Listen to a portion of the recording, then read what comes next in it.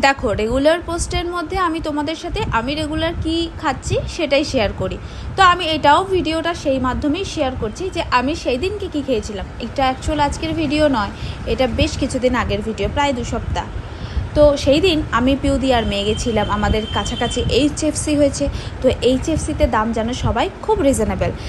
যেমন ট্যাকোসের দামগুলো ছিল 99, 89, চিকেন পকোড়াগুলো ছিল সেগুলো ছিল 35, আর স্ট্রিংসগুলো ছিল 25, আর মোহিটোগুলোর দাম নিয়েছিল 89 করে। খেতে ছিল দুর্দান্ত, আর দামও ছিল ভীষণ পকেট ফ্রেন্ডলি। আর এই ডিপগুলোর দাম নিয়েছিল মাত্র 10 টাকা।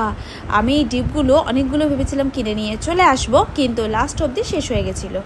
দেখো, সবসময় তো আর কেএফসির সঙ্গে তুলনা করলে হয় না, তবে এটাও কিন্তু দাম অনুযায়ী কিন্তু জিনিসটা ওরা খারাপ দিচ্ছিল না, ভালোই দিচ্ছিল। অনেক জায়গায় এখন এইচএফসির আউটলেট হয়ে গেছে, আমাদের বালিতেও তাই হয়ে গেছে।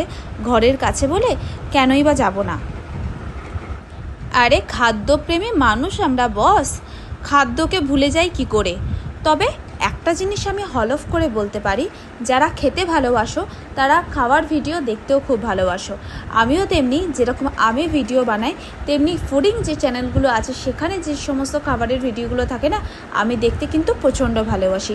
আর এতে যখন তোমরা ভালোবাসা দাও তখন আমার মনটা আরও বড় হয়ে যায়, এবং আমিও তাদেরকে অনেক অনেক অনেক ভালোবাসা দিয়ে আসি। যদি আমার ভিডিওটা একটু তোমাদের ভালো লেগে থাকে, একটু ভালোবাসা দিও।